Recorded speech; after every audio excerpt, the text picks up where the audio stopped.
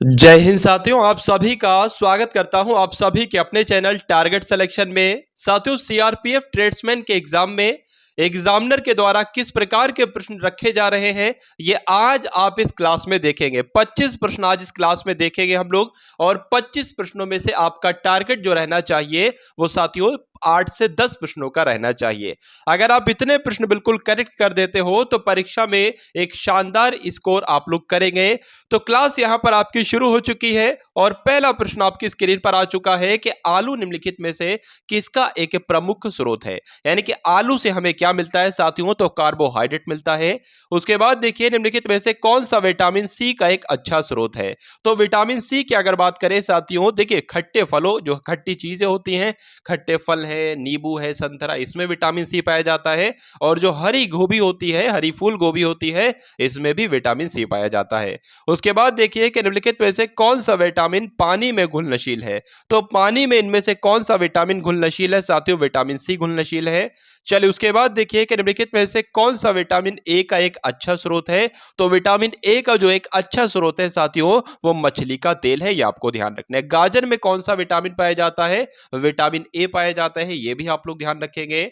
यहां पर साथियों जितना भी टारगेट आपका बन रहा है, 8 बन रहा है, 10 बन रहा है, 25 में से जितने भी क्वेश्चन आप बिल्कुल सही कर पा रहे हैं, एक बार कमेंट सेक्शन आपके लिए खुला हुआ है, वहां पर एक बार स्कोर टाइप अपना जरूर करेंगे। और चैनल पर साथियों अगर नए हैं तो चैनल को तुरंत सब्सक्राइब करेंगे, क्योंकि आने वाले समय में साथियों इस चैनल के माध्यम से आपको वो कंटेंट उपलब्ध कराया जाएगा जो सिलेक्शन के लिए एकदम रामबाण इलाज होगा। यानी कि कम कंटेंट के साथ आपको वो कंटेंट दिया जाएगा जो सीधे आपकी परीक्षा में पूछा जाएगा।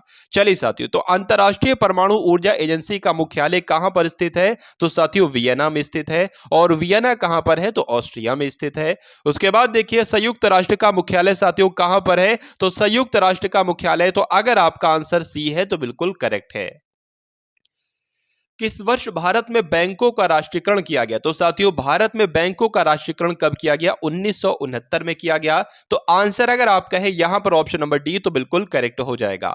चलिए उसके बाद देखिए स्वतंत्र भारत में पहली बार मुद्रा विमुद्रीकरण का प्रयास कब किया गया। यानी कि जो सबसे पहली बार नोटबंदी की गई, डेमोनेटाइजेशन किया गया साथियों, जो 2016 में आपको याद होगा हुआ था, वो सबसे पहली बार कब किया गया, आजादी के बाद। तो कब किया गया, 1978 में किया गया। ये वर्ष आपको ध्यान रखना है। उसके बाद देखिए परीक्षा में आपसे पूछा जाएगा कि ये अवमूल्यन क्या होता है। तो अवमूल्यन का मतलब क्या होता है, घरेलू मुद्रा के स्थान पर एक नई मुद्रा लागू हो जाना, नहीं। चल पूंजी, नहीं। अन्य देशों की मुद्रा की तुलना में घरेलू मुद्रा का मान कम हो जाना, बिल्कुल सही। यानी कि अवमूल्यन साथियों कब स्थिति होगी, जब अन्य देशों की मुद्रा की तुलना में अपने घरेलू मुद्रा का मान कम हो जाएगा, तो उसको अवमूल्यन कहा जा सकता है। भारत में राष्ट्रीय आय का आकलन करने वाली संस्था साथियों कौन है। तो किसके द्वारा किया जाता है राष्ट्रीय आय का आकलन, तो केंद्रीय सांख्यिकी संगठन के द्वारा किया जाता है। तो आंसर अगर आपका ऑप्शन नंबर डी है तो बिल्कुल करेक्ट है। उसके बाद देखिए सकल घरेलू बचत में कौन प्रमुख योगदान करता होता है। तो सकल घरेलू बचत में साथियों कौन प्रमुख योगदान करता होता है, तो परिवार होता है। उसके बाद देखिए कि घास जैसे सभी प्रकार के पौधे जिनमें माड़ीदार खाद्य बीज होती है, उनको क्या कहा जाता है साथियों, तो उनको अनाज कहा जाता है। ये आपसे परीक्षा में प्रश्न पूछा जा सकता है।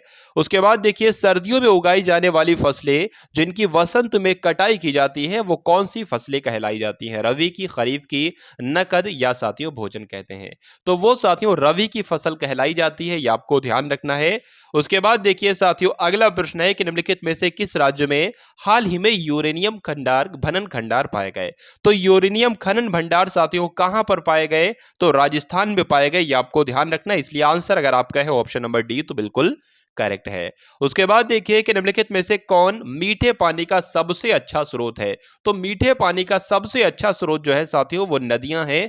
इसलिए आंसर अगर आपका है ऑप्शन नंबर डी, तो बिल्कुल करेक्ट है भाई, बहुत बढ़िया, वेरी गुड क्लास। चलिए आप सभी लोगों से साथियों रिक्वेस्ट है कि क्लास को एक बार लाइक कर देंगे अगर क्लास को लाइक ना किया हो, और चैनल को साथियों सब्सक्राइब एक बार आप सभी लोग कर लेंगे, और इस वीडियो को आप सभी लोग एक बार शेयर भी जरूर कर देंगे।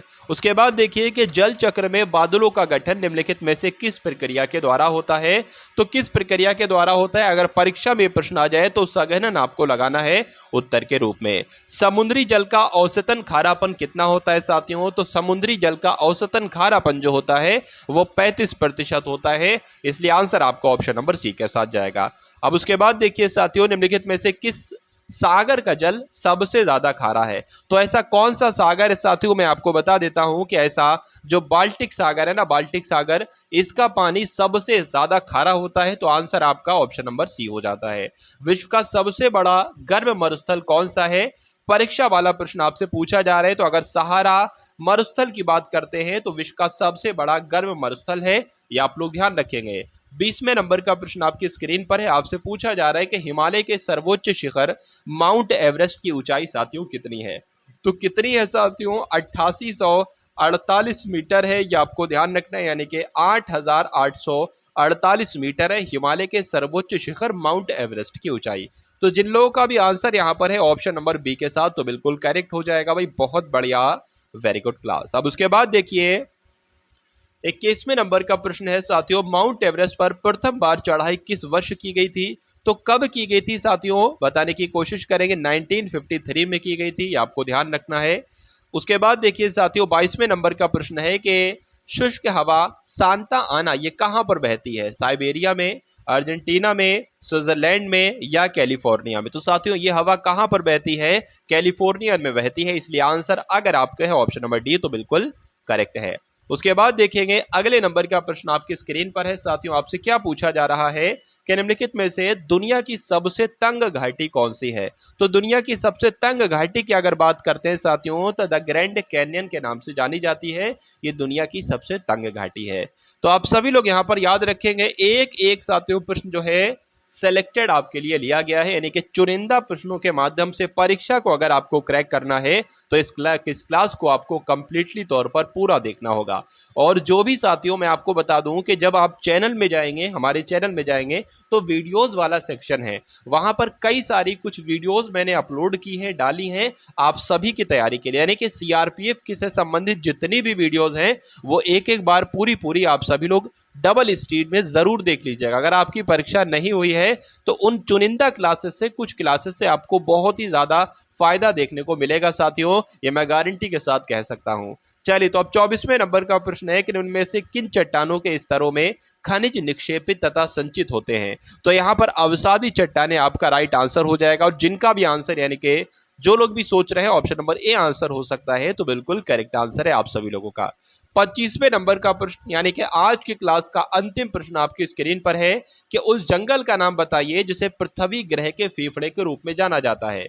तो उस जंगल का नाम साथियों क्या है? तो अमेजन वर्षा वन उसको हम लोग कहते हैं, जिसे पृथ्वी ग्रह के फेफड़े के रूप में जाना जाता है। तो आंसर आपका जाएगा ऑप्शन नंबर सी के साथ भाई, बहुत बढ़िया, वेरी गुड क्लास। तो ये सामान्य ज्ञान के 25 ऐसे क्वेश्चंस लिए गए जो आपको आपकी परीक्षा में देखने को मिलेंगे, ये मैं कह सकता हूं साथियों। तो चैनल पर अगर नए हैं, चैनल को अभी तक सब्सक्राइब ना किया हो तो तुरंत सब्सक्राइब करके वीडियोस को शेयर करेंगे। जय हिंद साथियों।